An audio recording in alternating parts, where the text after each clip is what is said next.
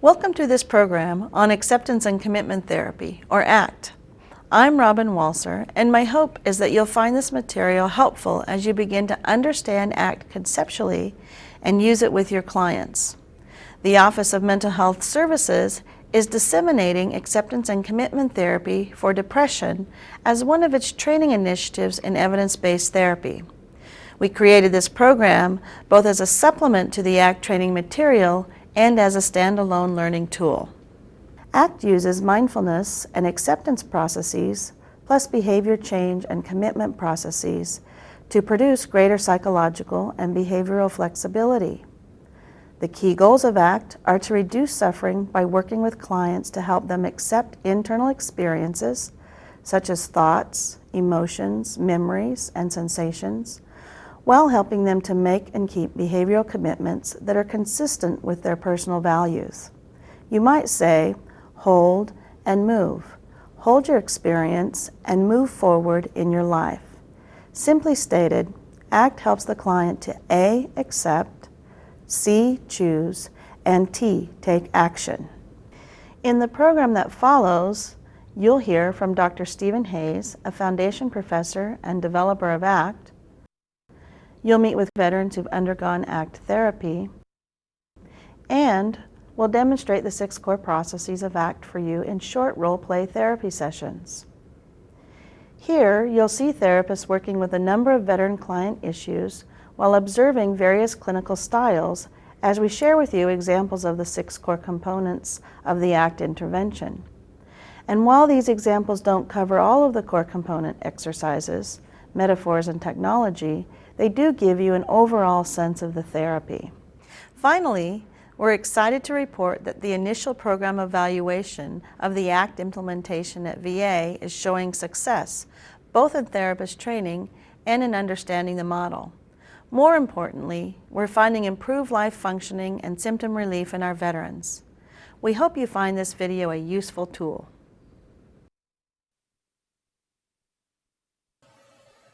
Hi, my name is Steve Hayes, and on behalf of the entire ACT community, I'd like to just give you my welcome and to express my support for you and what you're about to do as part of the ACT rollout. Acceptance and commitment therapy, as you know, is an approach that combines acceptance and mindfulness processes and commitment and behavior change processes towards the goal of producing greater psychological flexibility with our patients. One of the things that's exciting about the ACT rollout is that we're being given the opportunity to take this empirically supported treatment tradition into what is one of the largest providers of behavioral health services in the country and one of the most important training agencies. The many people, including myself, came into the helping professions. An exciting thing about what we're doing is we're putting the methods and processes and approaches that we've developed over almost 30 years now in front of a much wider clinical community. ACT developed originally inside the behavior therapy and cognitive behavior therapy tradition, as you may know. But that's only one important part of the full range of folks who are out there. I think one of the things that's exciting about ACT is it does resonate with people from a wide variety of traditions. It doesn't ask you to check your training at the door, to check your values at the door, to suddenly be someone other than who you are. It has an interest in relatively deep clinical processes. It has an interest in the therapeutic relationship. It has an interest in empirically supported treatments. But what we're really interested in doing is advancing our understanding of human suffering and how to ameliorate it by identifying the key processes that are involved in establishing a powerful therapeutic relationship. The key processes involved in creating flexibility where there is rigidity and helping our clients move forward, not because they're broken and need to be fixed, not simply because we can put them into a syndromal box, but because the core processes that are involved in a a life getting smaller and smaller can be changed.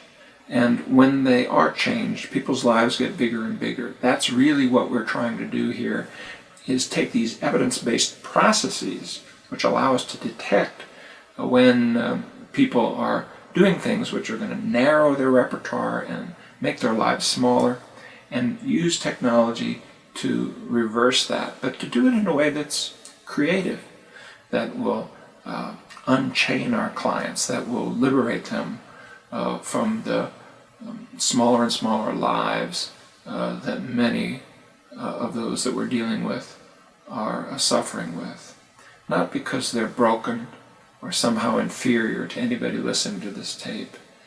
There, but for the grace of God, many of us would be in the same kinds of situations if we'd had the difficult histories that some of our clients have had. But because we're there as an ally, helping to create flexibility where there's rigidity, to create choice where there was none, to create acceptance where that seemed to be impossible, and to create a values-based vision for the future when people had narrowed that vision all the way down to just struggling through another day. Congratulations, and thank you for being part of the project. My name is Craig Bunnell, and I am a veteran of the Vietnam War.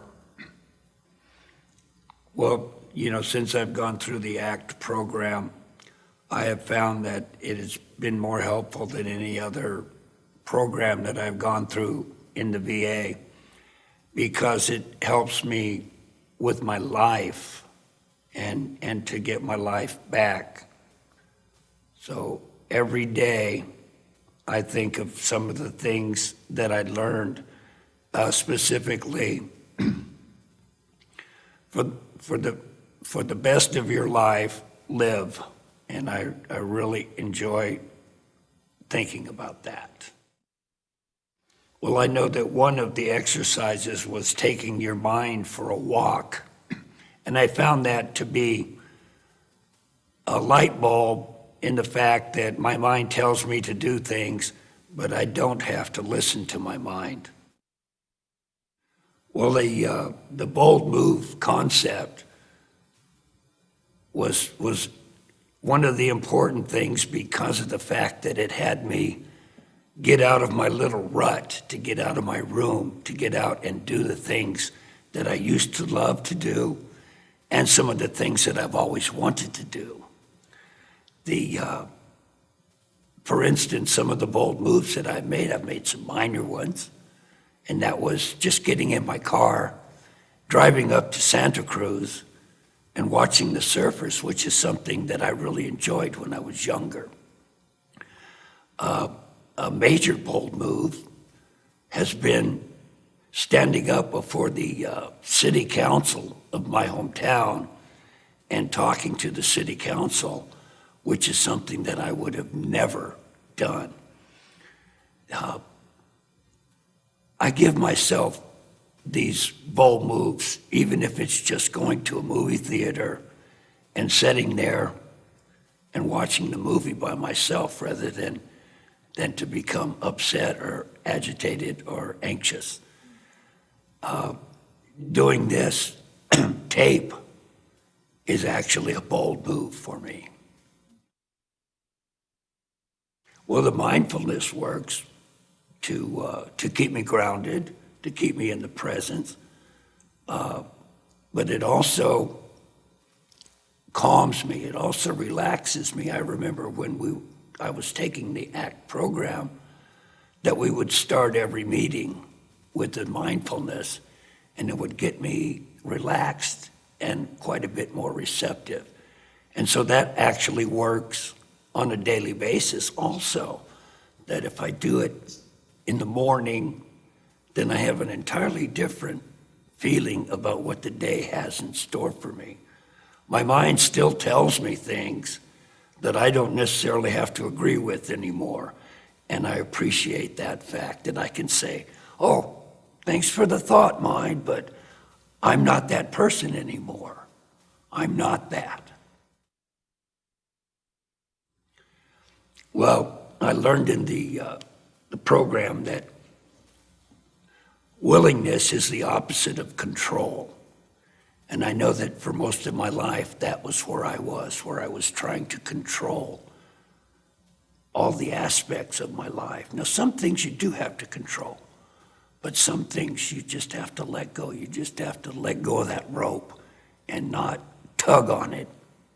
Well, acceptance means to take situations and to observe and relax and make my own decisions based on not something that's in the past, but something that's in the present or in the future. Oh, you know, the exercise that brought about what I felt were my values, I thought was morbid at first, and that was the funeral, my funeral, planning my funeral. And I put it off. And then I finally sat down and I started writing. And I found that I was uncovering these values that I had tucked away somewhere. And so now that I have that goal of reaching those values, to keep in touch with the family, you know, because that's a value to me, to keep myself in good health, because that's a value to me, and to work basically to make my life more active, more get out there and do something, to go make that bold move, which I actually have one that I'm going to after we finish taping. Besides this, I'm going to do a twofer today. Well, hi, my name is Joe Riley. I'm a Vietnam veteran suffering from PTSD. Basically, the ACT therapy and its impact on my life has been quite substantial, actually. It has freed me up and made me more outgoing and more able to deal with people in social situations, and just an overall sense of more of a freedom feeling rather than being in a box.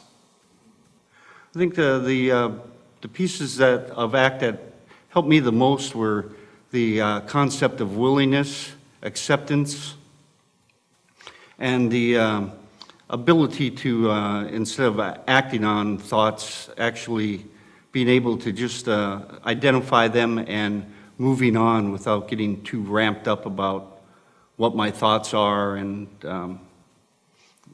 acting inappropriately on the thoughts.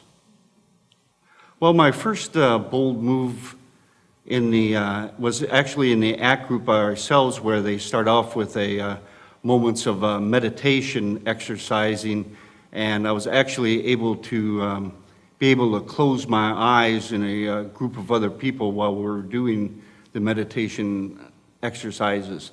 And that was, I'm not very trusting of other people, and that was a big step for me, just to be able to sit in a room and accept that I can actually not concentrate on the other people, where they are and exactly what they're doing. And that was my first, and then after that, I've had bold moves in that I've actually gone out and tried to, engage people more in social situations. Chessboard and chess pieces were an important metaphor for me, in that it made me consider that I am the chessboard as opposed to the pieces, and the pieces are just my thoughts and ideas, and that I'm able to actually move and do things that I want to do and still accept those pieces and not worry so much about their placement on the board and where they are and am I going to win some kind of game or something like that. So I think it was a kind of like a freeing concept that I got from that. Also, part of the ACT group was where they taught us mindfulness, which was part of the meditation exercise, and the one where I first made my first bold move. And just to be, I guess it taught me and helped me that I can be aware of what's going on in my mind and what's going through my mind, and just be able to accept that and move on from that, and kind of like just let it flow, as opposed to having it tie me up in knots and being kind of like a web type situation.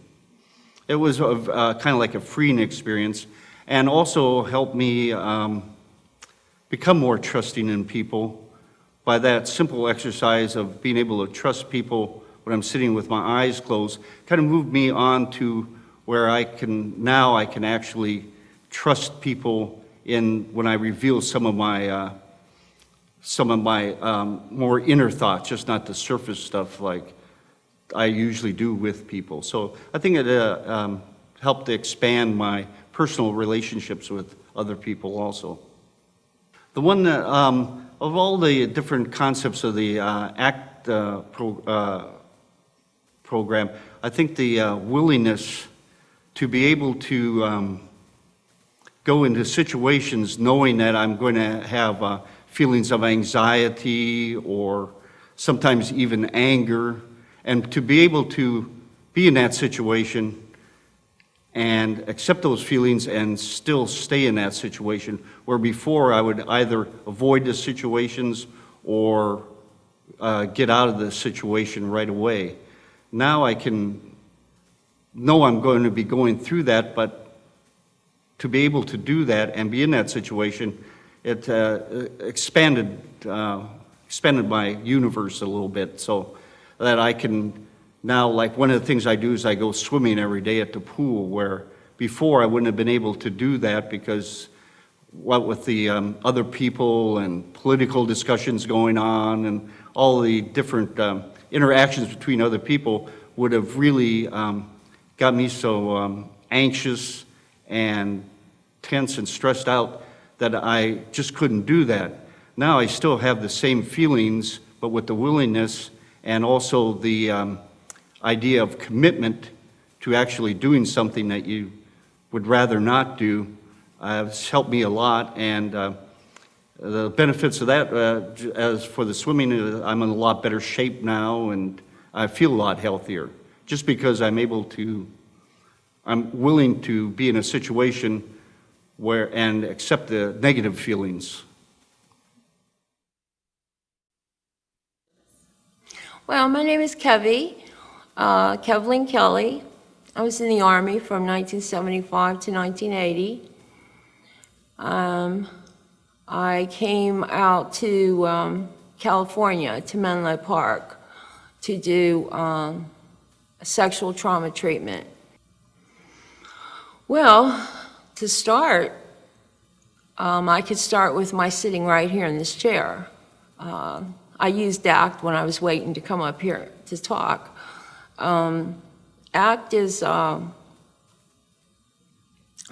I got into the habit of doing it, I kind of do it automatically now, much like, well, it's not like brushing my teeth yet, but I kind of go to it, I lean on it when the first sign of distress comes on. You know, it's a matter of practice, of course, but when I start feeling antsy or depressed, I turn to ACT. They get me through. I guess one of the attractions I have to ACT is the mindfulness component. Initially, I was able to, it was spiritual somehow. Mindfulness is not like meditation in that it's not to close the mind off. It's not comfortable. Sometimes it could be extremely unpleasant. Mindfulness is to allow discomfort or whatever to be. And since I ran around for 40-some years doing everything else, from drinking and drugs to the eating, I have probably every kind of disorder there is. ACT has given me hope. I mean, it's like a recipe, it's something I can follow. And I've tried it all. I mean, yoga, I had my ears clamped once with acupuncture. I mean, I think the mindfulness part got me first because I do maintain a spiritual program, and I liked it that I could sit with the discomfort of, let's say, the trauma, for instance, the history of that, because the history is not going to go away. I've been taught so much, it's kind of like I know what peanut butter tastes like now. I can't forget, and that's the way my trauma is. Mindfulness allows me to sit with it and learn to embrace it, even if it's not the most pleasant thing in the world, but I can move forward. The willingness piece, and that's another hard bit to swallow. I say it doesn't come easy to go against the grain of everything that I've been taught or thought I knew. To be willing to, for instance, look at something that I've been looking at for 40-some years like this, to be willing to possibly shift it, because it might look different if I turn it. It's kind of like money in the bank. I mean, once I did it a couple times and was delighted,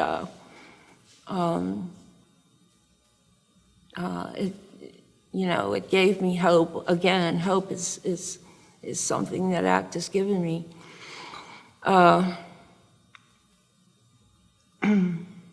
Willingness is a huge piece. It covers a lot of ground.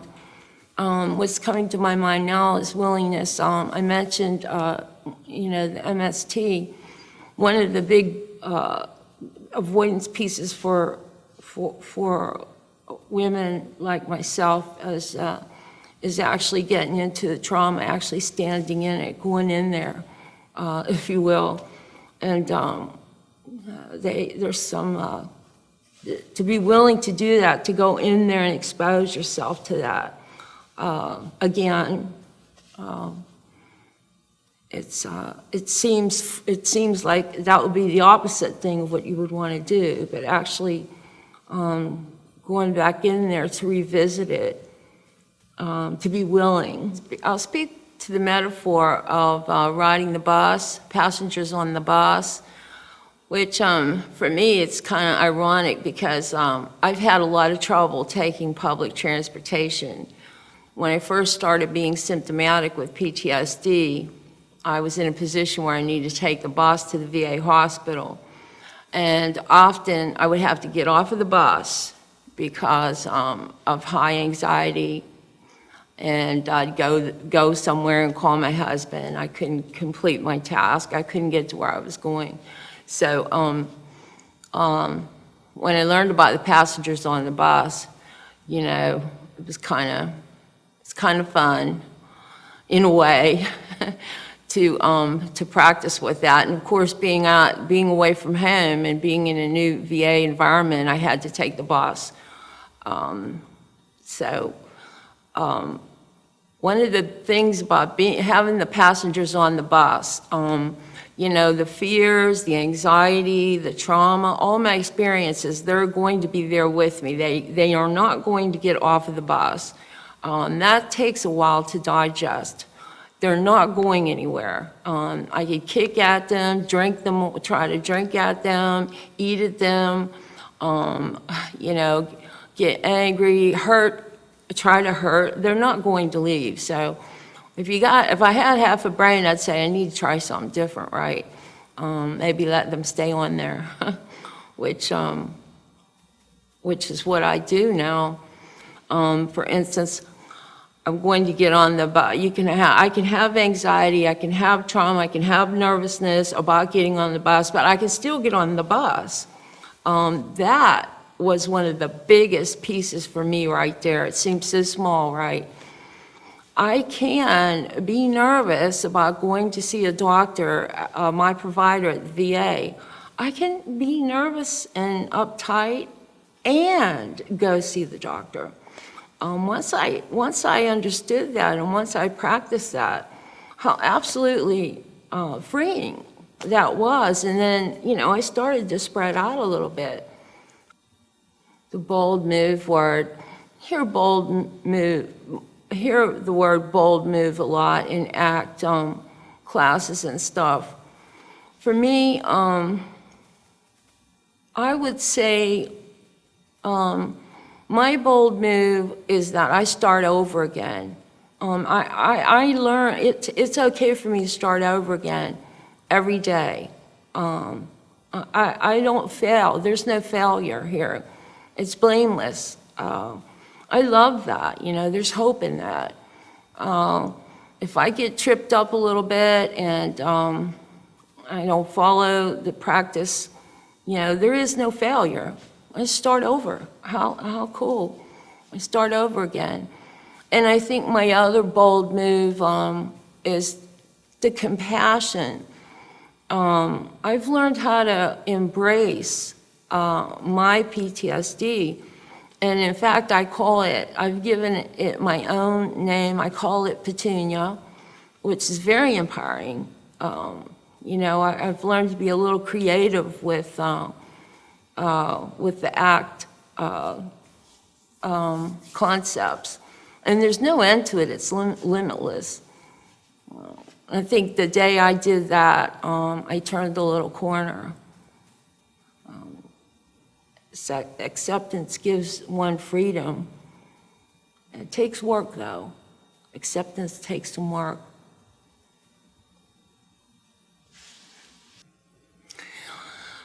I'm at the place now with ACT at learning and re-examining my values that for so long were cast aside. Values are not, for me, they're not necessarily goals, but they're ways that I want to live my life. And for so long, I couldn't or wouldn't, I could not be true to myself. I was so preoccupied with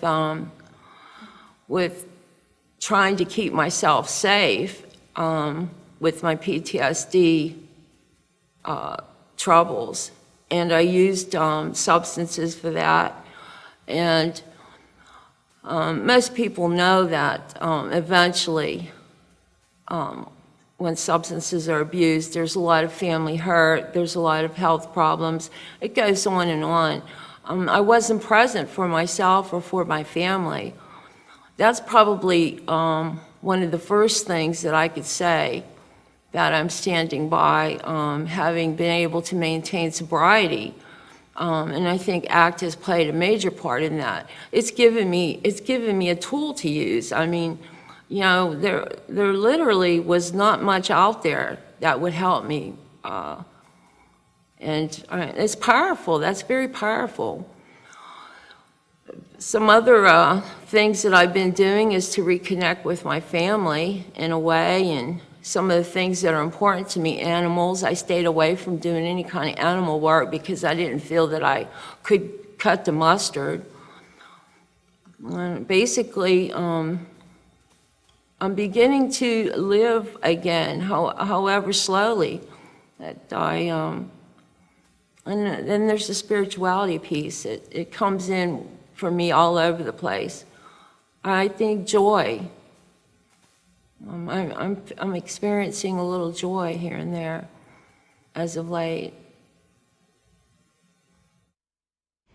In the role-play demonstrations that follow, we'll review examples of the 6 core components of ACT: acceptance or willingness, diffusion, present moment, self as context, values, and committed action. From an ACT perspective, the primary source of psychopathology and human unhappiness is our relationship with language and cognition. This relationship and the circumstances of our lives interact in such a way that we lose contact with our ability to make change in the service of valued ends. Through language processes, we learn that we should control negatively evaluated internal experiences. That is, using our mind, we should figure out how to fix negative emotions and thoughts and work to fix them. Although this logical use of mind and language can be helpful in many areas of our lives, in others we can overextend rational thinking in ways that are not helpful. For instance, sometimes trying to control a negatively evaluated thought or emotion can actually make it persist, and in some cases cause it to intensify.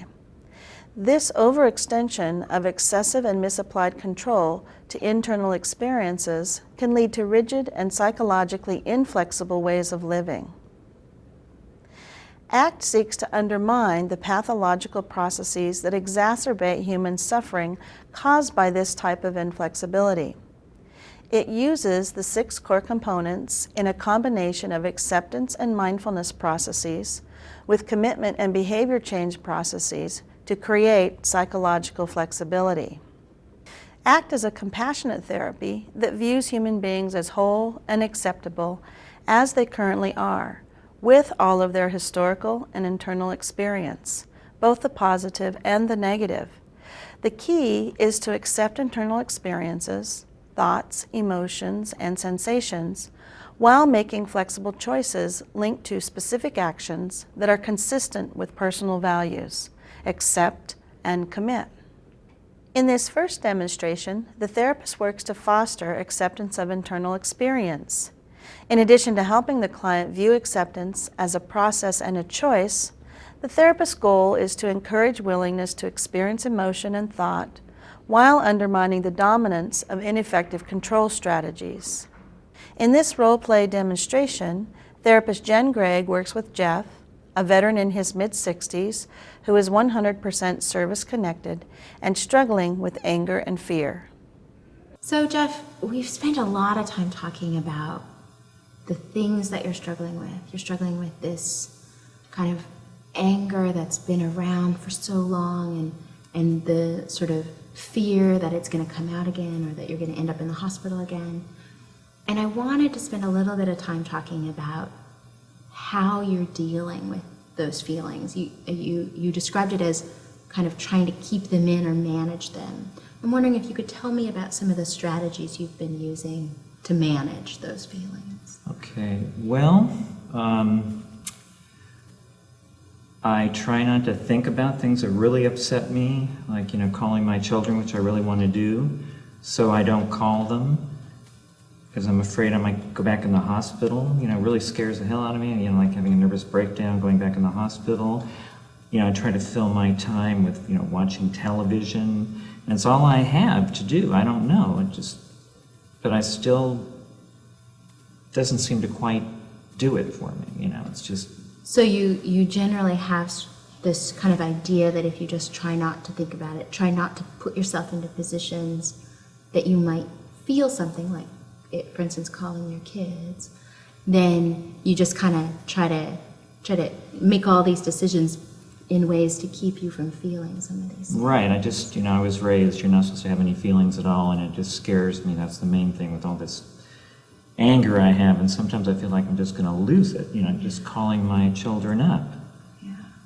What about going out? What about friends? Do you have relationships? I just feel too nervous. I can't even do that. I just, I get a little lonely, but I just don't want to. I don't think I can do it. I'm too anxious. I get depressed, and I can't call an acquaintance even. I just stay alone in my apartment, and I watch television, and and then I eat too much. But I'm just like I'm doing the best I can. It's like I'm sober, and I'm just afraid to call. I'm really afraid to call my children. They're going to reject me. And then I don't know what I do.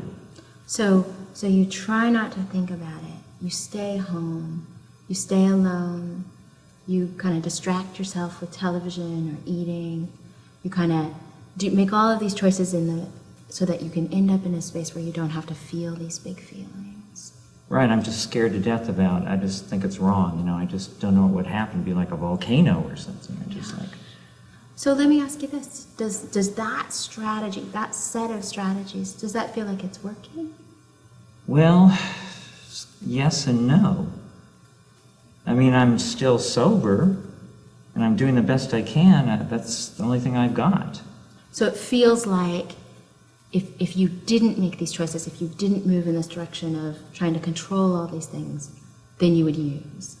Yeah, I think I would. I'd start drinking again, taking drugs. I mean, I don't know any other way. Is there some other... Can you help me? So what it feels like you're asking is, can you help me find a way to not feel these things, to be safe from these feelings? Right, because I'm terrified, actually. I mean, I'm embarrassed to admit I'm scared to death what would happen if I called my children. Yeah. You know, would I get angry with them? Would they reject me? You know, I'm just scared I might have another psychotic episode. I mean, my medication works, but I'm afraid to, you know. So there feels like there's so much on the line. Like if you just moved this much and felt all these things, that it might overtake you. Yeah, I mean, it's overwhelming, and I just don't know what to do anymore. So just to make it clear, what it sounds like you're saying is that these strategies are keeping you safe. Let me ask you this. Are these strategies costing you anything? Well, actually, my children, I have no relationship with my children at all because I'm afraid to call them. Are they costing you anything else? Well, it's just, you know, I'm feeling lonely and, you know, just hopeless and, you know, what can I do? I mean, I'm not drinking, but I'm not seeing my children either because I'm afraid to go, just terrified about my feelings. What's going to happen? I'm afraid I might end up in the hospital at any time. So you have this strategy that is costing you relationships with your children, maybe parts of your life, but it feels like it's working to control the feelings, to keep you safe. So let's stay there for a second. Do you think that these strategies are keeping you from feeling any of these things altogether? Yeah, I mean, it's like I don't want to feel anything. I was raised to not, like, if I feel anything, it's going to be over for me. Okay, so, and that makes a lot of sense. It makes a lot of sense that if that was where you're coming from, that it would be pretty terrifying to have feelings. So let me ask it in a slightly different way. Do you ever feel those things?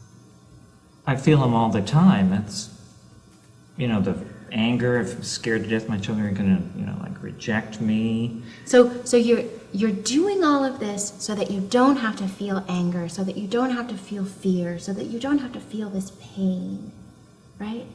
Right. Is there something that seems funny about this?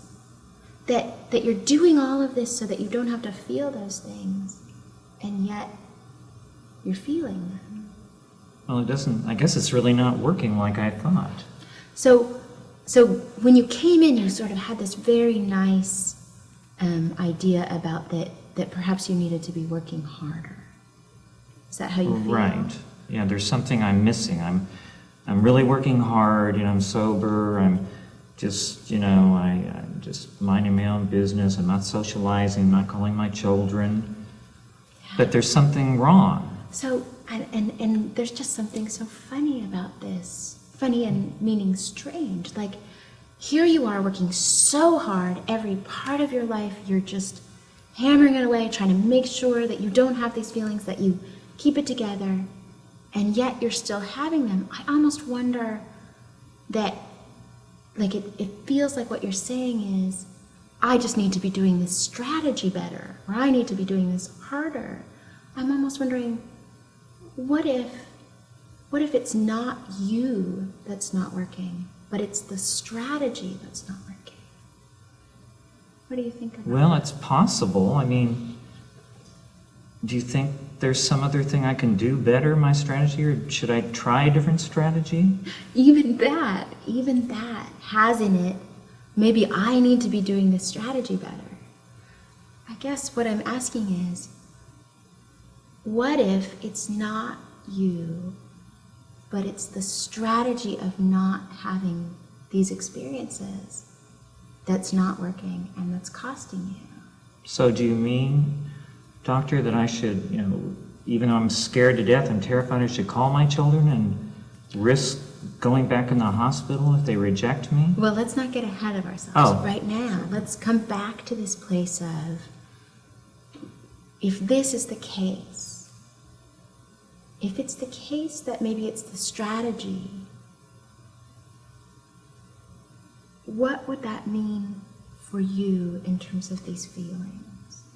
If this strategy of trying not to feel them isn't working to make them go away and is costing you, what would that mean for you in terms of these feelings? Well, they're not going away. It's doing absolutely nothing. The way I'm handling things is the feelings are still there. It hasn't worked at all. And what are you feeling right now as you say that? Well, a little bit, nervous and very anxious, like, oh my God, what's all this work for now? Yeah. Am I going to go back in the hospital again? Yeah, so that fear is still there. It's like a constant anxiety of not really knowing what would happen if I even slip up at all and, like show any emotion. Yeah, it feels like so much is on the line. And if this strategy doesn't work, what if what's there to do is the opposite of that? And what I mean by that is, what you've been trying to do is control everything. What if what's there for you to do is the opposite, which is to let go of some of that control? How do you feel when I say that? Well, I'm scared shitless, pardon my language, but, do You think? feel scared. Yeah. Do you think I should try it? Well, again, before we get to there, let me pull you back to, in this moment, right now, sitting here with me, could you feel some of that fear? Yeah, it's basically the fear of losing my children, or losing control. And if you lost control, it would all go away. Yeah, I'm afraid that, they'd reject me, they wouldn't love me anymore, they'd send me back to the hospital.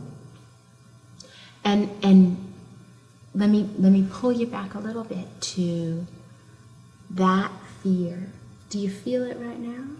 Yeah, just kind of a... Okay, so what I want you to notice is right now, as you feel it, that's something different than trying to control it. And that something different is what I would call willingness or acceptance. And so maybe one strategy that's different than the strategy of trying to control it might be to try to have it. And what do you think that would get for you if that was something that you tried? Well, it might make me feel better.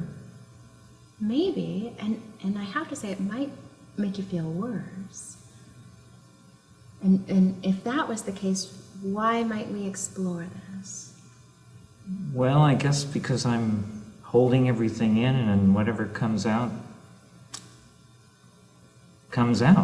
and Okay, well, let me bring you back again. The strategy of controlling things, does that feel like it's working? no, I don't think so. Okay, and does it feel like it's costing you things in your life? Like, yeah, just like I said, it was, I'm sort of like paralyzed. Sure, I'm safe, alcohol, drug-free, but I'm not doing anything really. Okay, and if you're paralyzed controlling, what might it mean if we let go of that strategy? Well, then maybe I wouldn't be paralyzed anymore, and then I'd be feeling, some bad things and some good things, but I wouldn't be paralyzed. I could, go on, move forward. Okay, and what are you feeling as you say that? Well, a little hope. Okay. And what about the part of, what if anger came along and what was there for you to do was to feel it? You mean, would I want to let it happen, just feel the anger, or How would I feel about it, do you mean? Yeah. Well, I guess it hasn't worked before when I've tried not to feel it, so maybe just trying it a few times? Okay. And what about right now, in here with me? That fear. That fear. Would that be something that you could feel? Now, right? I think so. Just this kind of a general overwhelming anxiety and kind of like a real fear about what would happen. Because then I'd be out of control. Okay. Because I wasn't controlling my emotions. And do you feel that fear now? Well, yeah, but it's not as scary because I'm talking to you about it. Okay. So if we sort of lay out where we're at, we have these strategies that you've used that have kept you paralyzed and disconnected and pulled back. And they haven't sort of very well worked to stop you from feeling the anxiety, feeling the fear, feeling the anger. And what if we set those strategies down? What if we took all of those and just set them here on the floor? What do you feel when I say that? Well, it kind of scares the hell out of me, actually, because then what do I have? Yeah. And that fear, do you feel it now in here? Yes. Okay. And let me ask you this. Would you be willing to feel that without fighting with it in here right now? Yeah, I'd be willing. I feel Okay. like I want to try anything now. Okay. And what shows up for you when you feel that here? Well, I get just like a scary feeling right in here, just like terror, and I'm afraid I'm gonna flip out or, like get mad or start to cry or something. Okay. So notice that you have all of these kind of worries back there. And what are you doing? At this very moment? Yeah. Well, I'm getting a little scared. Okay, so you're feeling afraid. Yeah, but it isn't the end of the world. Okay. Maybe a little. It's not as scary as I thought it was. Okay, so you're feeling the fear here. You're not going crazy. It's not probably as bad as it felt like it was. And so you have all these worries about what would happen. Have they come in? Not yet. Okay. But any minute, I bet you any minute now it's going to Okay. happen. So notice that thought that comes along any minute. And what's your experience now? Well, you- nothing yet. Okay. So notice that you have this feeling in here. The terrible things that you're worried about will happen so far, but my guess is probably long term haven't happened here.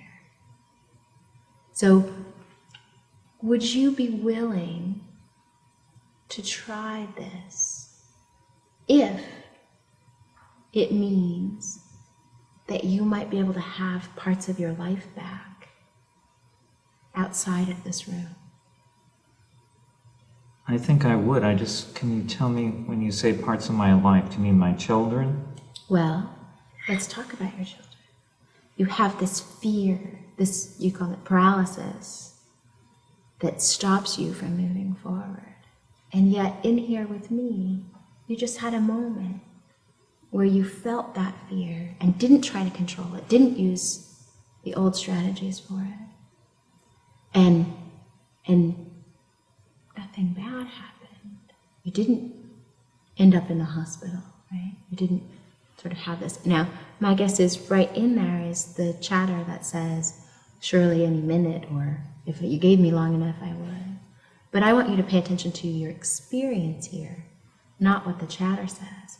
In here just now, you experienced that fear that you had and didn't try to squish it, didn't try to make it go away. In the case with your kids, you've said that fear, trying to control that fear, keeps you from calling them. What if you could call them with that fear in the same way that you had the fear in here today? What if that would mean that you would get the relationship back with your kids? Would you be willing to Well, try? maybe, but would you tell me what to say? Well, we'll get to all of that. Okay. But more important is, if it meant that you could have this piece of your life back, that vitality, would you be willing, the way you were willing in here just now with me, to experience what was there without trying to make it go away? I think I could do it. At Okay. least I could try. Okay. Because I want to get better. In this example of the core component acceptance and willingness, Jen worked with Jeff to identify the strategies he's using to avoid difficult emotional content. Part of what she's trying to do is help Jeff see how these control strategies have been keeping him paralyzed, out of his life, away from his children, and lonely. The alternative to trying to control and avoid emotions is willingness to experience them. Jen also worked with Jeff by pointing to the fear in the moment and noting that the fear itself isn't actually causing the things his mind says it will. In the future, Jen will continue to build willingness so that Jeff gets more practice sitting with the emotional experience of fear while observing what his mind has to say about it. Willingness opens up possibilities.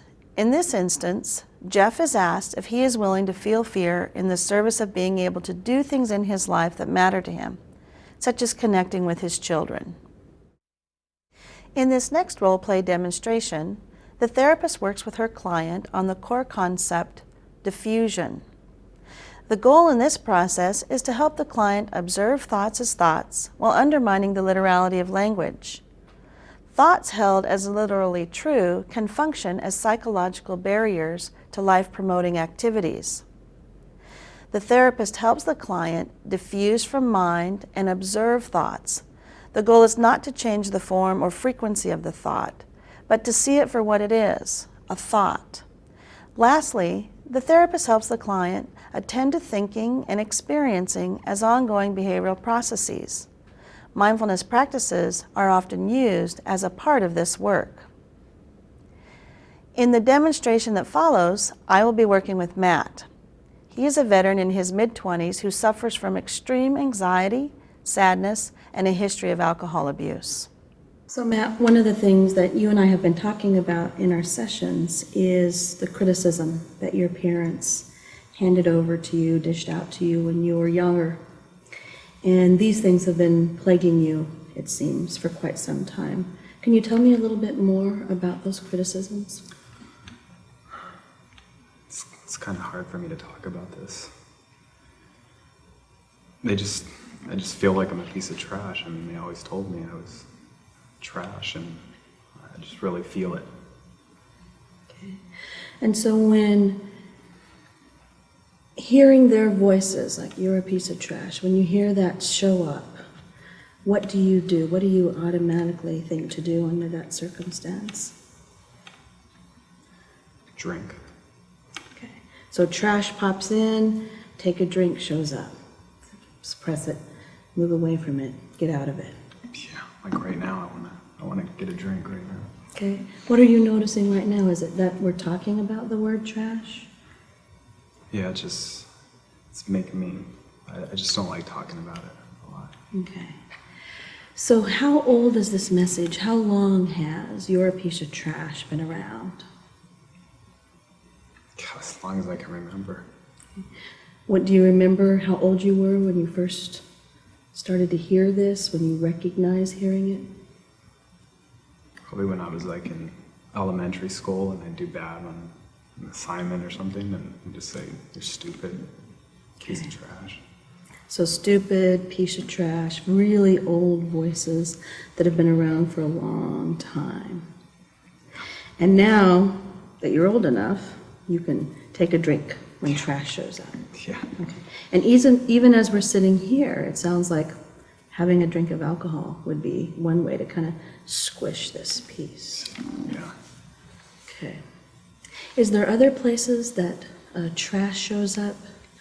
Is it all over? Is it in certain situations?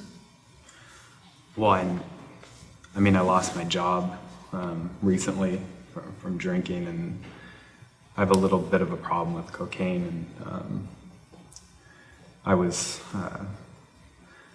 arrested and they found out at my job, so I lost my job, lost my wife, and so I mean, I really am a piece of trash. Wow, so this kind of negative experience unfolds. You lose your job, lost your wife, and here's proof, right? Here's the proof that I'm a piece of trash. The evidence is in what's happened to me. Yeah. Yeah. Well, so what I'd like to do is like look at how old this is, how long it's been around, how much it's been with you, and then do a little bit of funny stuff around it, some kind of playful stuff around it. And I know that sounds a little strange, but there's something that happens when we get really hooked by words like trash and stupid. You know how a fish is swimming along in a stream and it bites down on a hook and then suddenly it's pulled away from its direction? Does that make sense? Yeah. It feels to me like this has that quality. Like you're swimming along in the stream, something happens, get hooked, and piece of trash, stupid, shows up and then pulls you off in a direction that you didn't mean to go. Does that seem to fit for you? Yeah. It makes sense. Would you add anything to it? I just say I feel like I just feel like it's true, so I don't really understand how it couldn't be. I mean, it's true. Yeah. And the evidence is in lost job, Yeah. lost wife. So that's what it seems like the case is. So here's this funny piece that I want us to do a bit. Like trash. Say that word again. Trash. And what do you notice as you say it? I feel like I feel very tense. Okay. I'm going to ask you to do a funny thing and say it again.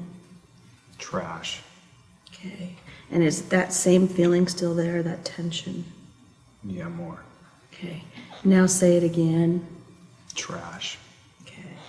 And is it still there, still hanging out? Yeah. All right. Now there's two things that I want to do in here. One being to notice what we call trash, like a big garbage heap, right? Something that you throw in the trash can. Now, if I kind of point back to you, we can instantly say, well, that's not it, right?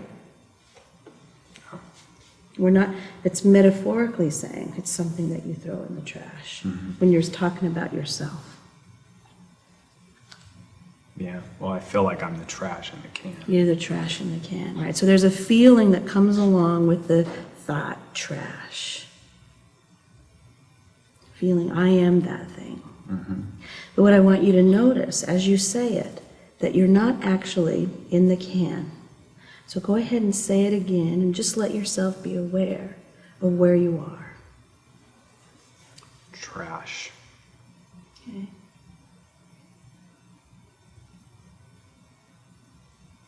You notice that suddenly you weren't whipped up into a ball and thrown into a can somewhere, right? Like you're still sitting here, and here's this heavy word, trash. So let's say it again. Trash. Okay. And what happens as you say it? Makes me feel sad. Okay. So all I want you to do is let that feeling be there. Notice the sadness. And also notice that you're not a big heap thrown into a garbage can. Like there's a human being sitting here, right? Like there's a person in the room. You know, there's a body over here, not a piece of trash. And let's push it a little bit further. So say trash again, but I'm going to ask you to say it really low as you can go with the word trash. Trash. Now say it high as you can say it. Trash. A little higher, Trash. a little higher. Trash. Okay. And what do you notice as you say it? Sounds funny. It sounds funny. Okay. So now say it really slow as you can say it. Trash. try it again. Trash. Okay. Now, as you do this, can you notice that kind of heavy place where it feels like the word was real when you said it with that intensity and the criticism of your parents behind it? But when we kind of keep saying it and say it high and say it low, can you feel it loosening a little bit?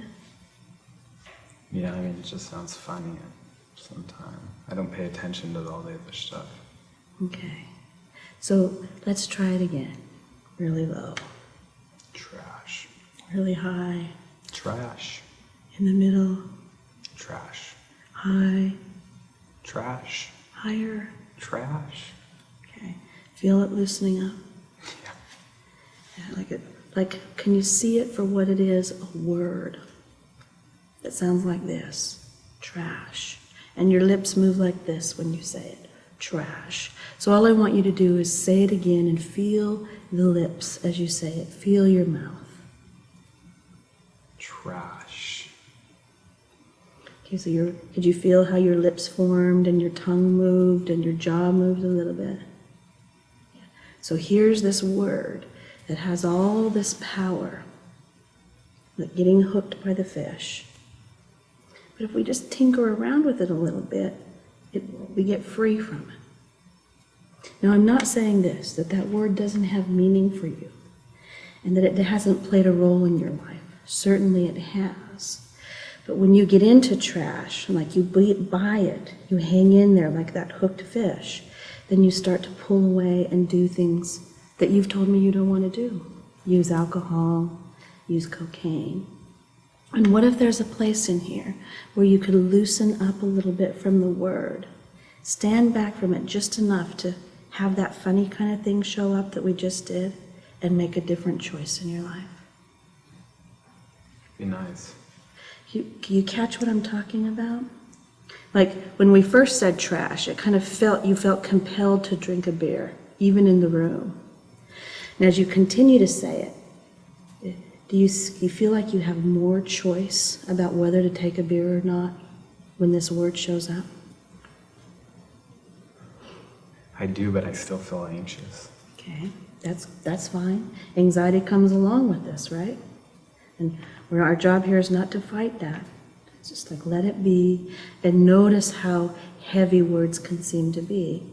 And we just want to loosen their grip just a little bit so that you have freedom to do something different than take the drink. Can you see that?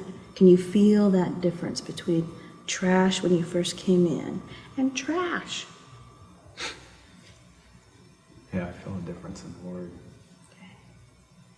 So I know it feels a little funny. We're just diffusing from it. We're backing away from it, seeing how mind offers words, and like standing in a place where you have more freedom to pick what you want to be about in your life. In this demonstration, we observed an example of diffusion. Here, I worked with Matt to diffuse from the word trash. This was a small way to help him be more aware of his thinking and to help him see how words can be viewed as just words, rather than what they literally seem to be. This is not to say that words don't have meaning. They certainly do. But from a place of diffusion, Matt can respond to them in terms of workability rather than their literal content. Essentially, I was working with Matt to loosen the grip that the word trash had on his behavior. In creating this place of freedom from the literality of the word, he can make choices that are about what matters to him. In this next role-play demonstration, we'll be watching the therapist work with her client on the core component, contacting the present moment. The goal of this component is to help the client contact more fully the ongoing flow of experience as it occurs in the here and now. Here, the therapist guides the client to discover that life is happening now and that getting present to emotional and sense information as it occurs helps free her from living in the past or worrying about the future. It also helps the client gain experiential knowledge about the continuous and changing nature of felt experience. In this segment, I'll be working with Mary, a depressed and anxious veteran in her mid-30s with a history of childhood sexual abuse and military sexual trauma. Good to see you today, Mary. I wasn't gonna come. I don't really want to be here. Yeah, I'm glad you got your feet here. Well, I wouldn't have. I didn't have to drop this thing off, but I had to drop it off and it had to be in today, so I'm here. I'm glad you made it.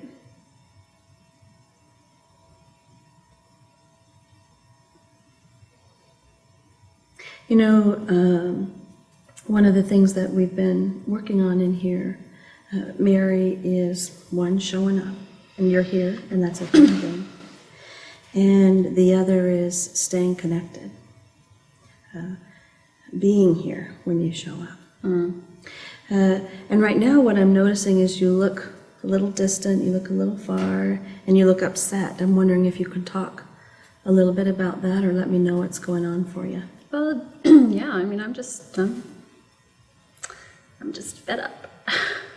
I've been not leaving the house, and I haven't been answering the phone or anything. I'm just like, I'm done with it. I'm just so tired of everything, you know, and yeah, so, yeah, I just don't want to be here. Makes sense. I mean, here's this place where being tired is part of what your life has been about. And you and I have talked about it on a number of occasions, in this kind of sense of it just keeps happening, it keeps unfolding this way. You go out, then you pull back in, and you're in your house, and you don't want to come here, you don't want to show up, and you don't show up for other things that are happening in your life. Well, no, I mean, there's like no point. Well, so tell me a little bit here, like what's the barrier to showing up? What's the barrier to getting there? What happens for you? Well, I don't know. I mean, I don't know exactly what happened lately, but like, I don't know. I just remember, you know, it's just been all this stuff going on with my mom and my, you know, my brother, the one that I don't get along with, you know, the one who like, with all the abuse and stuff, he, you know, he called me up and it ended up being this huge fight with where my mom was. So let me interrupt you for a minute there, Mary, because part of what could happen is we could get off into this story that you've told in here a number of times. And we both have recognized that it's an important story. Right? Like, it's part of what has been the process of your life over the last few years, maybe decades even, right? And so one of the things that I notice that happens when you start telling the story, it's almost as if a tape recorder gets pushed and the whole thing starts, and it's as if you're not even here with me anymore. Well, yeah. I mean, I don't know about the tape recorder part, but that's, I mean, I guess that's kind of what it's like, you know, it's like, it's just always there. Like, I'm just always with it. You know, it just plays in my mind. That's so, yeah, it's like, it is like a tape recorder. And so that's, yeah, that's where I've been the last few weeks. It's just like at home thinking about all this stuff and just, you know, being really like it's not going to change or whatever, and just thinking about it. And what gets lost in that is the moment. Like, here's this place where history is like preoccupying your life. What happened? What happened? What happened? And your mind kind of gets up into history and hangs out there and chats a lot about mom and brother and how things have unfolded in your life. And in the meantime, what's happening is like right here and now is lost to history. But, you know, like, I get that, but like, what about, you know, they say that you need to know history so you don't repeat it, you know, like, that's We're not very good at that, are we? Yeah. We repeat history a lot, and you even have evidence of repeating history. It's happened in your life a fair number of times.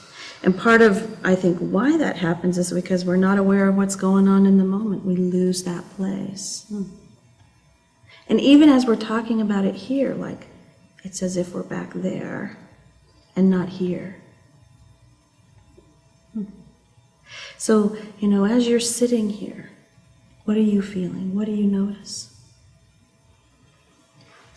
I just, I don't know, I feel like I'm, you know, I'm just tired, you know? Okay, so we're back in the story, right? Like mind grabbed you and back in the story again. So let's go even closer to the moment. Can you feel your hands in your lap? Yeah. Okay, and notice that your hands are moving. And did you see that breath you just took? That big breath. Yeah. I don't know, I feel like uncomfortable. Okay. So all I want you to do is just be in this moment as it unfolds with discomfort. Your hands here. Notice that your legs are crossed. Can you feel that? Yeah. Okay. Just take in a deep breath. Blow it out. And all I'm asking you to do is be here now, like in this moment.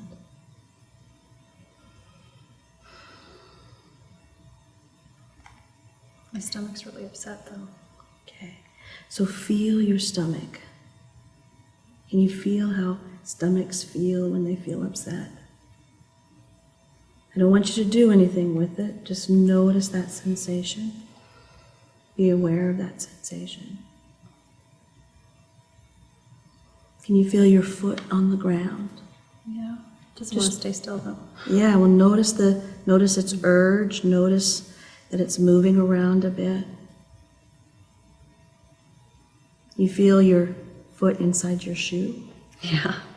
My toes are curling all around. Okay, just notice the curl. Okay.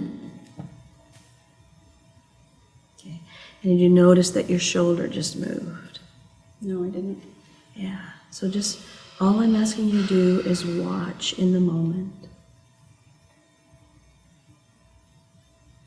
Take another breath and watch the breath.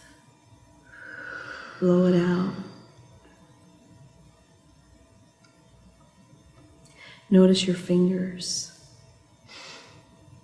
You feel your face and what your face is doing right now. So all we're doing is observing, just watching. And as you do that, what I'd also like you to notice is that we're not back there. No, I am. Right? Well, we went back there, right? Because Yeah. so this is a tricky thing. Like being in the moment's a hard place to stay. So we want to build that being in the moment muscle. We want to spend more time there, being aware of what you're experiencing now. Because the cost of being in the past is that very thing, repeating it again and again and again. I guess I just always thought about it differently. Like I gotta figure it out, you know, I gotta figure out, and like if I can figure it out, somehow that'll like change it. Makes sense, right? Fix it if it's broken. What if it's not broken? And even as you sit here in the chair, thinking, I gotta figure it out, watch that. Notice that your mind said, I gotta figure it out.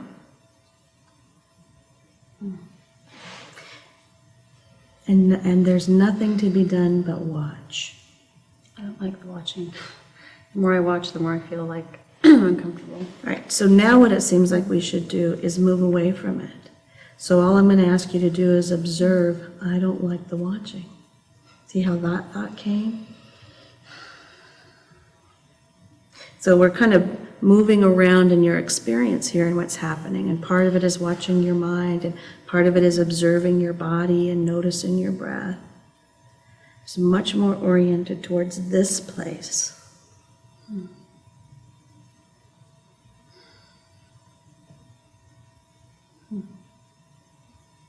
There's another thing I want you to notice as you do this, where we started and where we ended. So you came in and your mind was kind of captured by tired, same old story.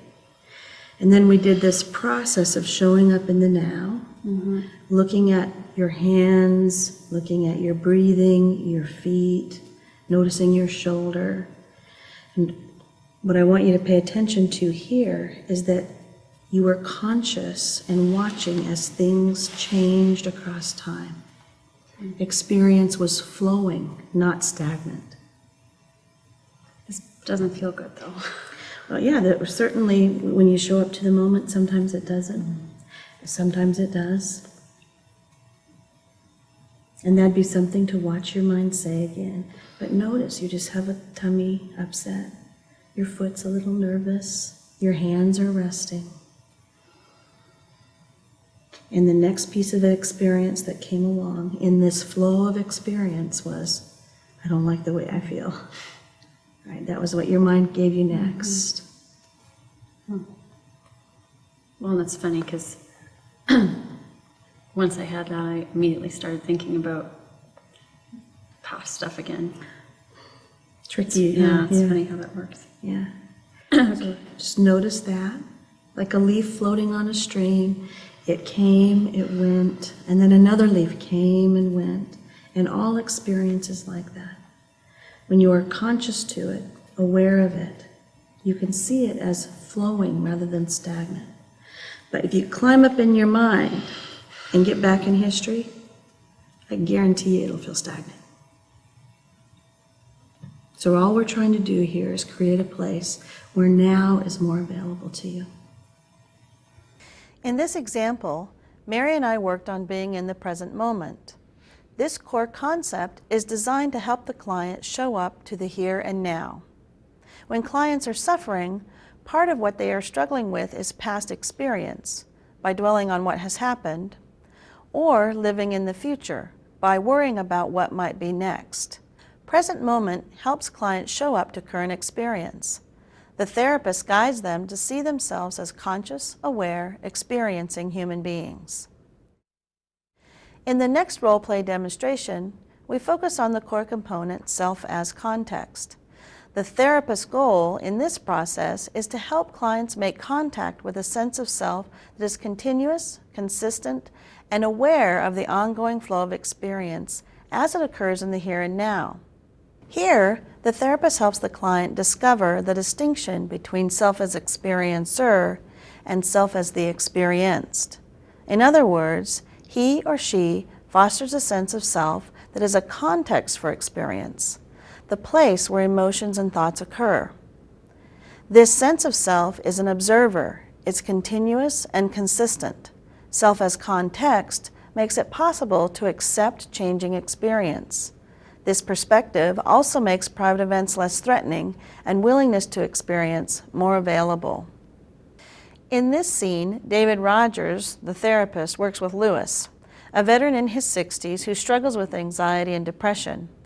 Lewis maintains a strong identification as a Vietnam-era vet and presents to therapy with depressed mood and anger about his past. So Lewis, in the session that we had last week, we talked a little bit about the things that you aren't. We did some metaphors. You may remember the one that we called the polygraph, where we found out that you're not your uncomfortable feelings, and we did another one called What Are the Numbers, where we found out that you're not your memories. So today we're going to kind of move on to thinking more about who you really are. Okay. And the metaphor that I'd like to introduce today is called chessboard.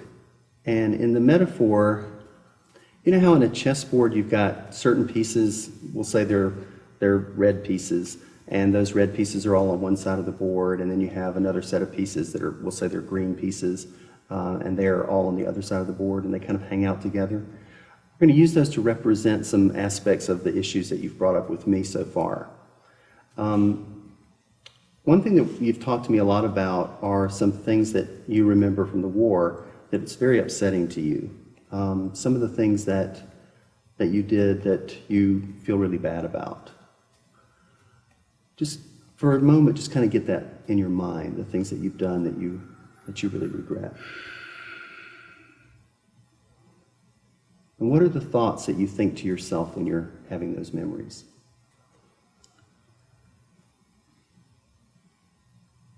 I just feel bad, you know. I mean, I just feel, you know, like I shouldn't have done it, I shouldn't have done that. I shouldn't have done it, but it's too late, Right. and it's already done. There's nothing I can do about it.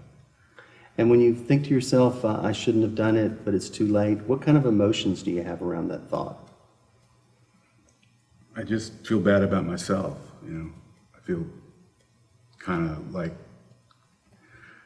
I shouldn't be around people, I'm not worth anything, I'm kind of worthless, and, what kind of person would do something like that? I mean, really, if I was worth anything, I would have stopped myself, I wouldn't have done it. So in this metaphor, if you have a piece that comes out on the board that's like the memory of what you did in the war, and there are thoughts that go with that, like I shouldn't be around other people, I don't deserve to be happy, and then there's feelings that go with that also, like I'm worthless, I'm a bad person, so some shame. Do you think that would be fair to say? Oh, yeah, I mean, yeah, And guilt? yeah, yeah, big time. Right. And just like the red pieces on the board, these thoughts and these feelings and these memories, they all kind of clump together around this whole memory of what happened in the war, right? Right. So when you start feeling like I'm worthless, I shouldn't be around other people, what sort of things do you do to try to get rid of those feelings of guilt and shame? Well, I mean, I try to, basically just not think about it, I mean, that's what I try to do. So you try to avoid them? I try to avoid thinking about it, as best I can, because whenever I go there, it's just, it's just not good, So I just, try to do anything I can to, just not even go there, not think about it, watching TV or, Good drinking example. a little bit too much or,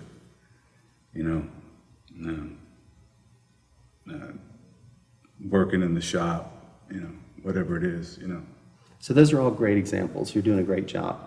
And in this example that I'm giving of the chessboard, imagine that those are the pieces on the other side, the ones that I said are like green pieces. Things like drink too much, work in the shop, stay away from other people, avoid. And so when one of those pieces of guilt or worthlessness gets moved down on the board, it's like you try to counter that with another piece, like drink too much, watch TV, and you're caught up in this battle between you and these bad feelings and bad thoughts and bad memories that you have. Is that what it feels like? Like a war that's kind of going on within yourself? Yeah, I guess. I mean, it is a constant battle, never feel like I can completely let go, I've got to sort of remain vigilant, keep myself on my toes, so to speak, keep ready to, because I know these thoughts and stuff are going to come up. Like so you're I living in just- a war zone. Yeah, Yeah, yeah. yeah. I get it. That must be a really hard way to live. Well, if I had to choose, it wouldn't be the way I would, like to live. No. Right. And it's all based on this presumption of this battle going on inside of you between the worthless feelings and trying to get rid of them or control them or make them go away. It keeps you in this constant struggle with yourself around what you did back in the war. And if you had your choice, you wouldn't live that way, right? Right, I wouldn't have gone there to begin with. So in the metaphor that we talked about, the chessboard, if you're not the red pieces and you're not the green pieces, then who could you be? What other part of the game could you be? God. Like an all-seeing Yeah. God over the board? Yeah. And have you tried that up to now? Have you tried kind of, Well, I tried religion for a while, but that really didn't work. So yeah, so that must not be it, no, right? that's not the answer. So if For you're- me, anyway. If you're not the pieces and you're not the God that's watching over it all, on a chess game, what else could you be? I could be the board. Yeah, that could I be a really guess. I helpful mean, I idea. could be the board. So let's think about that for a minute. What if you were the board? In a chess game, you've got the red pieces charging out, like the queen coming out and riding into battle, or the knight on the back of his horse with his sword. And he's in mortal combat with the pieces from the other side. It's a life or death fight for that night because he's at the level of the other pieces. But when you think about the board isn't really threatened by any of the pieces. The knight with the sword doesn't really threaten the board. The board is in contact with the memory of what you did in the war. The board is in contact with the feelings of worthlessness. The board is in contact with the urge to watch more television or to go out and work in your shop. So it's in contact with all of that stuff, but somehow it's not threatened by it because it's not on the same level as the pieces. Yeah, I mean, okay. Can you imagine what that would feel like? If you could be at board level relative to Yeah, it would this be thing? like peace, you know? Where you wouldn't have any, you know, you could just like, it would be like a game, you know? And you'd see the game, but you wouldn't be part in the game, you know? Like you'd be, you know, you'd understand what was going on as the game, but you wouldn't be like, you know, actually a combatant in the game, you know, something like that, right? Right. So we're going to be moving in the therapy in a direction where you're going to get a chance to be the board relative to the stuff that you typically struggle with in life, where you'll be in contact with it, but somehow able to contain it without being threatened by it. And we call that part of you the observer you. It's like the part of you that's aware of everything that's going on, but not necessarily trying to control it or get in a fight with it. So, Lewis, we were talking about the things that you did in the war and kind of viewing those using a metaphor of a chessboard. And you brought up an interesting idea of what if I were the board? And I'm going to see if I can approach that from a different example, maybe help you kind of get a feel for it. We're talking about you being the observer of the thoughts and feelings and urges that you have in your life without having to get into a struggle with them and trying to control them or change them. So imagine if there's a computer operator, and this computer operator is typing away on his keyboard, and he's inputting programming into the computer, and he types away, and there's two programmers, each with their own computer, and these two computers are exactly alike. They have the exact same hardware, the exact same circuitry, and the same programming. So they're alike in every way. The only difference between these two computers is the operator of the first computer is pressed right up against the screen. His nose is touching the screen, and he's typing away at the computer. And every time he hits enter, what pops up on the screen is, "You don't deserve to be happy because of what you did in the war." And his nose is so close to the screen that that's all he sees. For him, that's all there is in the whole world, is you don't deserve to be happy because of what you did in the war. That's kind of where you've been for the last few years in your life, isn't it? Yeah. Yeah. It's like all that you think and feel about yourself is that you don't deserve to be happy. And you have this shame and this guilt that really depresses you, right? Yeah. So the only difference between these two computers and the two operators is the second one, the guy's sitting back at his desk, maybe 3 feet away from the computer. And he types away on the computer, and every once in a while he hits enter, and up on the screen it says, "You don't deserve to be happy because of what you did in the war." But this guy, he's not right up against the screen. He's kind of leaning back, and he can see the entire office. He can see out the window to what's happening across the street. He can see the other people coming and going in the office. And to him, it's just information on the screen. So he can type away a little bit and hit enter, and it pops up again. "You don't deserve to be happy because of what happened in the war." This guy can turn to the other person next to him and say, "Hey, check this out. Every time I hit enter, this pops up on the screen. Can you believe that? Isn't that crazy? Tap, tap, tap, tap, tap, enter, bang. Here it is again." It's the strangest thing. So for him, the information is not who he really is. It's just typing on a screen. For the other person, they're so caught up in what's happening that to them, it's like who they really are. So what you and I are going to be doing over the next few sessions is basically just shifting your stance with regard to this stuff. The stuff may keep happening, but instead of it being right up against your face, where it's the whole world to you, We're just going to shift your stance so that you have a little bit of distance from it. Say you've got some perspective from it, and you can kind of see that, okay, it says that, and there's a whole lot more stuff going on than just what it says on that screen. All right. All right. Okay, we'll go there from here. All right. I'll give it a shot.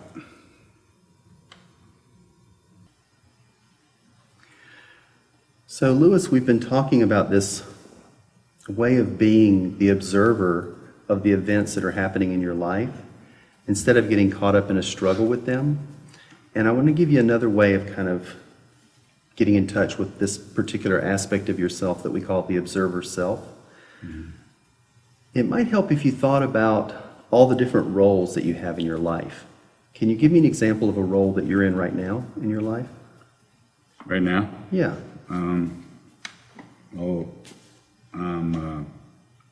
married recently, so I guess and I have a kid, so I guess I'm a dad. Right. So dad is a role, and you're married, so husband, that's another role. What else? What other kind of roles do you have? Entrepreneur, somewhat, businessman. Businessman, Yeah. good example. Trying to get my business going, acting responsible, that kind of thing. Yeah, responsible person. How about in our relationship? What kind of role do you have when you come in here and do therapy with me? Well, I try to be open, I guess. I mean, I try to be open and listen and respectful and, So a listener, listener. right? A patient. Yeah. Right. So all of these are roles that you have at various points in your day. So you may be a husband when you're with your wife, and when you're with your children, you may be a father. When you're in here with me, you may be a patient. The way that you might be able to get in touch with this observer self part of you is when you think about the fact that you're Lewis now, and you said you got married fairly recently. Mm-hmm. And prior to being married, were you a husband then? No, What were you then? I was a bachelor. You were a bachelor, right. And were you Lewis then? Yeah, of course. Of course, exactly. So you were the same Lewis then that you are now. The only difference is that before you were in the role of bachelor, and now you're in the role of husband. But you're still Lewis. So with regard to this whole husband or not husband business, you're the board, you're the observer, and husband may come and husband may go, but Lewis remains the same. You're always Lewis. Yeah. And that's the way we're going to work with the material that you're going to be working on in our therapy together is guilt may come and guilt may go. You were Lewis before you felt guilty, and you'll be Lewis while you're feeling guilty, and you'll be Lewis after you feel guilty. You'll always be the board. The guilt is one of those pieces that comes out and moves around on the board for a while, and then it retires, only to come out and move around the board some more again later. It never really goes away. It just kind of comes and goes. Meanwhile, you're always Lewis. There's a continuous part of you that we call the observer self that you call Lewis. Mm-hmm. So we'll be working on that in weeks to come. Okay. In this last demonstration, we saw David and Lewis working on self as context. Here, David used different metaphors to help demonstrate this process. He guided the client to recognize a sense of self that is larger than his thoughts, feelings, and sensations, and he helped the client to experience these events without any effort to make them come, go, or be different. This observer self can be aware of emotions, thoughts, and sensations without getting entangled in them in ways that are ineffective or harmful. In this next role-play demonstration, we focus on the core component, values. Here, the therapist helps the client identify valued outcomes in living, working with the client to clarify the personal values that will guide her daily activities. You might think of this as values-based living. The therapist also helps the client orient herself to what matters in life and link her behaviors to those values. Megan, the client in this scene, is a veteran in her late 20s who was medically discharged from the military and has been diagnosed with depression and anxiety. Megan, we've been talking a lot about the feelings that you've been having, the anxiety, the sadness, this just life that's about fear and feeling stuck. And I want to talk a little bit about what you would want your life to be about if you didn't have those things. Like, say I had some magical power that I could take all those feelings away. What would you want your life to be about then? Well, I mean, I guess it's really hard to answer that because I can't even imagine that ever coming true. But, you know, I'd want it to look opposite to what it looks like now. So, you know, I wouldn't be in and out of the hospital, and I wouldn't like feel so crazy and bad all the time. You know? And So again, let's imagine that we could just take the bad feelings away, give you whatever good feelings you wanted to have. Then what would your life look like? well, I've always had this. I mean, I'd love to have my own business. I've always had this kind of dream about doing that, and you know, I'd really love to have a family someday. So, yeah, like I just see myself having, you know, kids and a family and kind of like a life, and then, you know, have a job to go to that's mine during the day. But it's, I mean, that's just, it's not going to happen. So those things, having a business, a job, a family, all of those things feel like what your life would be like if you weren't sort of struggling with all these feelings all the time. Well, like I can't have that life now, you know, like my life is like, I'm just always taken over by all these, like, it's exhausting, right? Like I'm just always working, like struggling with depression, or like I can't get out of bed, or I like can't go out the door because I'm too worried, or, you know, so that's, you know, that's what my life's about. So it feels like having these feelings gets in the way of you living your life in a way that's... They do. Okay. So it really feels true that that's the case. Yeah. And if you could sort of have these feelings in a way that didn't stop you, this is what you would want. You would want a family and a life. So, Megan, let me ask you this. When you were a little child, and you were imagining your life, is this what it looked like? No, not at all. But I mean, you know, this is what it is. Like anytime, I mean, I don't know, you're probably gonna disagree with me, but like, this is just how my life's gonna be, because anytime I try and do anything that's like, you know, trying to make my life different, you know, like about, I don't know, like having a family or something, like it just goes horribly wrong, and I end up back in this place, right? So no, it's not what I wanted when I was a kid, but it's what I've got. So you have this really big thought that if you try to do something different, then it will all be worse or go away. Well, I guess I just, you know, the thought is kind of based on my experience. Like, you know, when I've tried in the past to make things be different, it just doesn't work. So I guess it's like that it's just going to be like this. Like this is just kind of my fate, I guess. Okay. And so it doesn't, when you've tried in the past, you haven't ended up at the outcome that you want. No. Okay. I've ended up more often, like more likely in hospital or something than I have where I wanted to be. Okay. So I want us to shift a little bit in terms of how we're thinking about this and how we're talking about it. Because I think that there's something really powerful in here that you're saying, which is this really big belief that if you try to move forward, you're going to end up stuck. And I think that that's coming up in all of these places. Like the anxiety gets in the way, these past experiences will stop me. And I feel like those thoughts are really very believable. And yet, I want us to shift how we're thinking about this a little bit to what you might be doing in the moment in your life. I want to bring you back a little bit to that little girl who did have these dreams, who thought about having a family and owning her own business. And I want us to start from that space and see if we might be able to move in that direction with these fears, with these worries. And what I want us to think about is this as a process, rather than to think about the outcome. So for instance, tell me about a time that you've tried to move towards those values in the past. Well, I guess probably the most recent was like, I don't know, several months ago, I guess.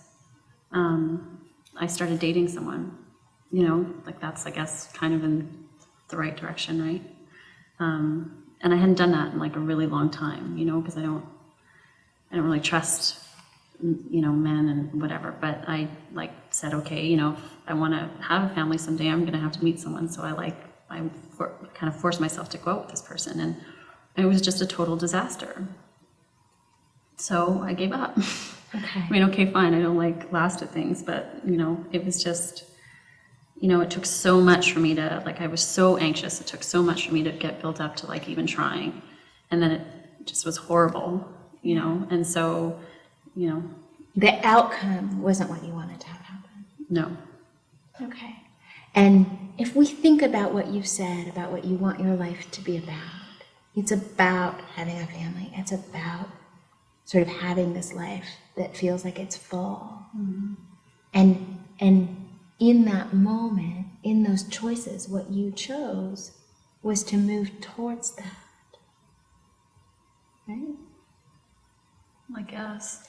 I think given the amount of fear and worry and vulnerability that you must have felt in doing that, that's really amazing.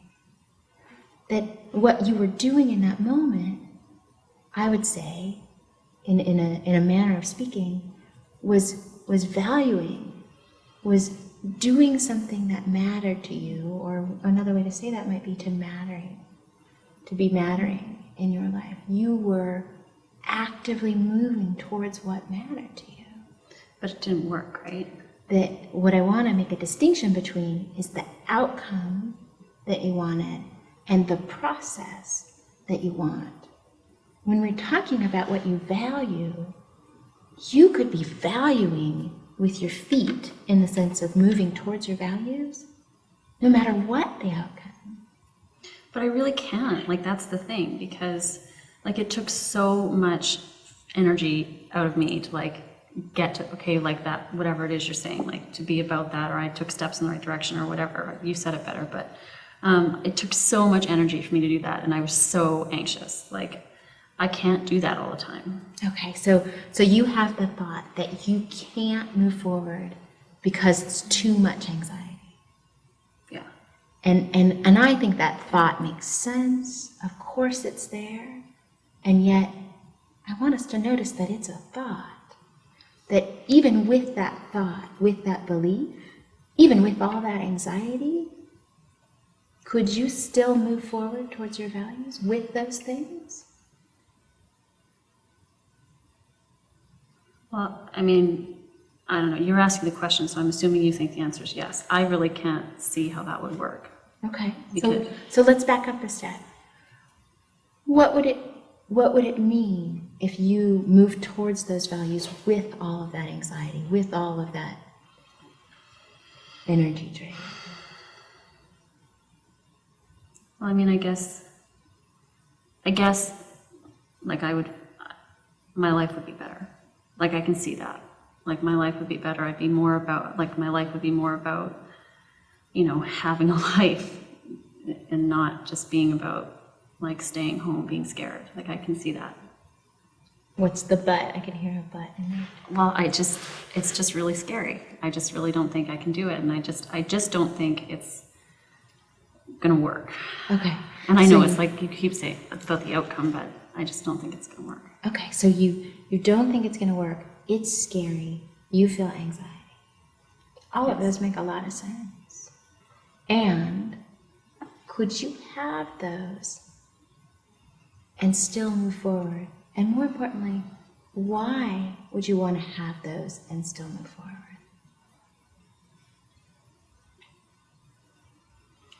Well, I mean, I guess because they're part of me in a way. Like, I can't get rid of them. I mean, we've talked about that in here. I can't get rid of them, right? So, so I guess that part would be like about not so much the fight anymore. Okay. And if you were going to step out of that fight, could you choose this direction, even if it was hard, it made you anxious, it made you tired? Could you still choose it? I think so. It just, I mean, it sounds so silly, but like it just feels really scary. Like I think, like I could choose it, I just don't know how. Okay. And where might you start?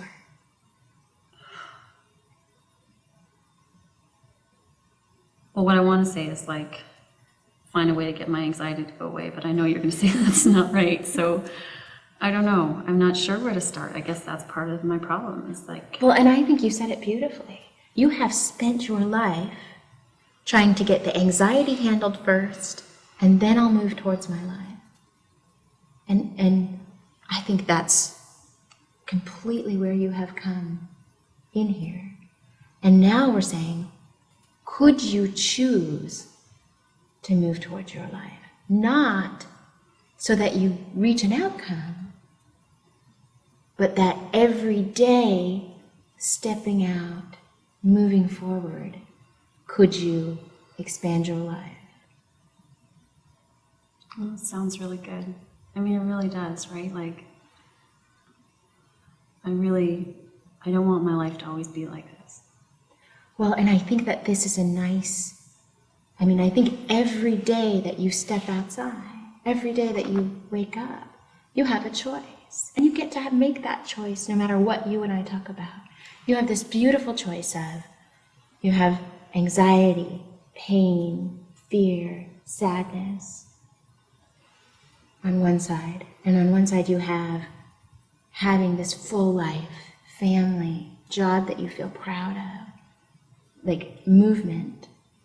So where I think we are, Megan, is, you've got this anxiety, anger, fear, sadness over here. And on this side, you've got these dreams, really, of this little girl, of having a family and being connected and having your own business. And you've spent so much of your life focused on this side, trying not to have this side. Mm-hmm. And I really think what we're sort of doing here is just pulling this side into focus and saying, could you move in this direction rather than away from this direction? Yeah, I mean, I see that. And I guess, one way to think about it is, if we were going to zoom forward 3 years in your life, would you want those 3 years to have been about you moving in this direction or away from this direction?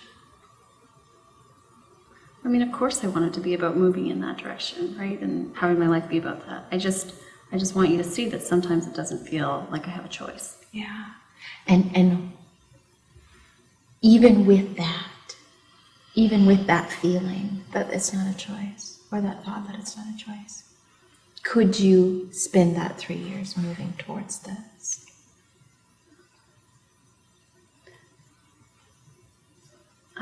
Sure, I just don't know how. Okay. And could you start now?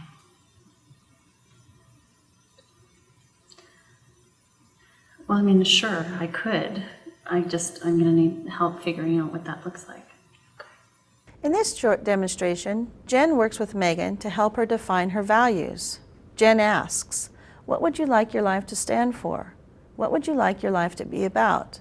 These questions are designed to help the client reorient herself to valued living rather than just the elimination of symptoms. Jen also works with Megan to begin to engage values as a process rather than an outcome. The client chooses her values and instantiates them with action. In the next demonstration, we focus on the core component, committed action. In this scene, the therapist works with the client to generate behavioral tasks and activities consistent with his stated values. The goal is to help him build larger and larger patterns of committed action that are in line with his stated values.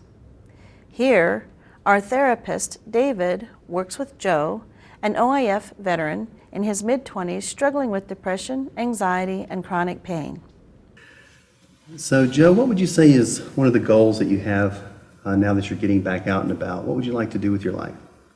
Well, I have two actually. I want to be a better family man, and I also want to get just be a better employee and kind of find a good job and do that. Okay, why don't we talk about those two today then? Sure. So when you think about a good family man, what are the characteristics of a good family man? Oh man, somebody who sacrifices for their family, maybe is always there to take care of the family, their kids, their wife, makes money, brings home enough money and supports financially. That's probably the major things that stand out to me. And what sort of things would you be doing that would look like making sacrifices for your family? The main one would be not staying up and playing video games at night. That's when I get yelled at a lot by my girlfriend. So you have a lot of conflict with her, fights about staying up late, about playing video games? Yeah, definitely. Yeah, gets annoying. And what comes up when you think about going to bed at night? Well, I mean, I got a lot of pain. It just hurts to go to bed, and then I get frustrated because of the pain, and this whole kind of cycle happens, and I'm just left there, so I need to do something, so I just play video games, and it kind of distracts me, makes me feel okay, and eventually I'll go to sleep, just kind of late. Okay, so would it be fair to say that one of your goals is to get along better with your fiance, and that part of doing that is going to bed earlier, being a good provider, and... Yeah, definitely. Okay. Definitely. So can you think of an action that you could do between now and our next session that you could commit to, that you would like to act on? That would look like sacrificing, being a good provider, getting along better with her? Yeah, I mean, one would be maybe if she does bring up the fact that I'm staying up late, I don't need to argue with her about it. I mean, I see her point. I see why she wants me to go to bed. It's just, if she kind of gets in my face about it, I always just seem to start arguing, and I don't know why. So maybe I could not argue or something like that. So when you think about not arguing with her, what is the feeling that would come up around that might hold you back from actually being able to not take the bait? Is there something that you're avoiding by engaging with her? Yeah, I mean, I feel like I'm right, and in those moments I really feel like I'm right, and if I'm not right, then I'm wrong, and I don't want to admit that. It just doesn't feel good, and so then it's all not worth it. That whole argument's not worth it, and I guess what I'm doing is wrong, and I have to admit that, and it's just a mess. I get it. So if I don't fight with her, then it makes me wrong. And one of the things that you've brought up in earlier sessions was that you don't want to look weak.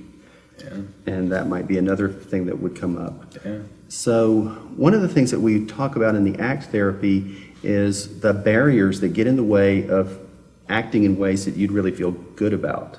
And so one of the barriers that you've identified is, I'm afraid that I would look like I was wrong, and that would make me look weak. And what does it mean to you to look weak? What meaning do you give that? Well, I think to look weak means I can't really take care of my family, and I can't really be there for them if I'm weak. I mean, I'm a soldier. I was always good at doing that, and so I just don't feel like I want to I mean, I can be a good family man. I just don't want to be weak. Yeah, I can see that.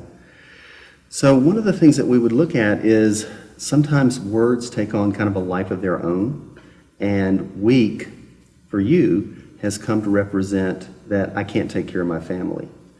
And maybe part of the strategy for dealing with it differently is recognizing that not fighting with your girlfriend about whether or not to go to bed, not fighting with her about not playing video games doesn't have to mean that I can't take care of my family. So it's like your mind is giving it a meaning, and you actually have a choice as to whether you want to buy that or not. Yeah. That you can actually say to yourself, just because it feels weak doesn't make it so. Is that something you'd be willing to try?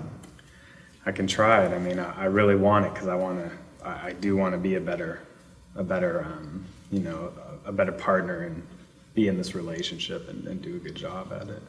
Okay, so in the value that we're talking about is being a better family man. The action is going to be going to bed when it's time to go to bed with your girlfriend and not getting in fights with her if she starts to criticize you. Sure. And the strategy will be that if your mind says, I look weak, that you can say to yourself, just because I feel it doesn't make it so. Yeah. I mean, that sounds like something that would be useful for me to do. It's going to be tough. And is it possible that you could be open to it being tough and keep moving in the direction of good family man? I mean, I can try, and it seems like if I was, the more open I am to it, the farther I'll move. But we got to just put it into play and see how it works out. Yeah, the beauty of this is once you realize that opening up to something and letting it be what it is an option, then you can always do it. And even when there are times when you don't do it, you can notice that you haven't done it, and then you can do it. So for example, if you and your girlfriend are preparing for bed and you move over to the computer table to start playing your game and she starts to criticize you about staying up so late, even if you start to argue with her, you can catch it. And at that point you can say to yourself, wait a minute, is it possible I could open up and make room for the possibility that this is going to make me look weak and give in and say, you know, honey, you're right, I think I'll come on to bed. Is it possible you could make that move? Yeah. I can try to commit to it. Okay, let's give it a try this week and see how it goes. Okay. In this demonstration, David and Joe worked on committed action. The goal was to help him connect to specific behaviors he could take that were in line with his values. David worked with Joe on the value of being a family man and showing up for his partner. The key was to encourage Joe to take action while being willing to hold the experiences of weakness or being wrong.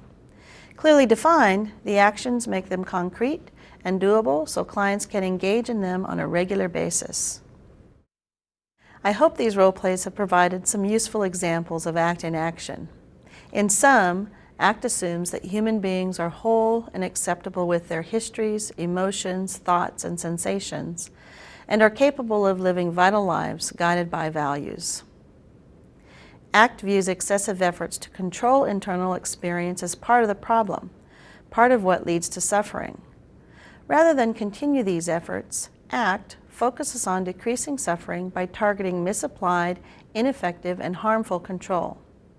ACT holds willingness to experience, willingness to be present in the moment, as an alternative to internal control and supports it in the service of making forward movement.